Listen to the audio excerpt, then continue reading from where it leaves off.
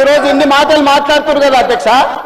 ఆనాడు కాంగ్రెస్ లో గెలిచిన ఎమ్మెల్యేని తీసుకొని మూసీ రివర్ డెవలప్మెంట్ కార్పొరేషన్ కు చైర్మన్ చేసింది ఎవరు అధ్యక్ష? ఎవరు? ఈ రోజు వివరాలు చెప్తుంటే ఆ నొప్పేందుకు అధ్యక్ష? ఆ నొప్పేందుకు? మీరు అనుమతి ఇచ్చిన తర్వాత వాళ్ళెవరు అధ్యక్ష ప్రశ్నించనికే? వాళ్ళెవరు సభ్యులు? ఈ రోజు అక్బరుద్దీన్ ఓవైసీ గారు, పాయల శంకర్ గారు, లేకపోతే కాలేరు వెంకటేష్ గారు, ఆ కాలేరు వెంకటేష్ గారినైనా చూసి నేర్చుకోండి, కనీసం ఒక అవగాహన వస్తుంది.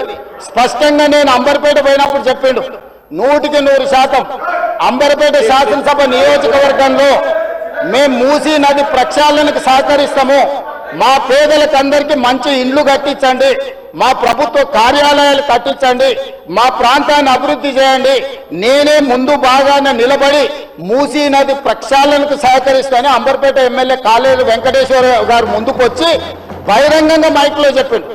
నిన్నగాక మొన్న వచ్చి నన్ను కలిసి చెప్పిండు.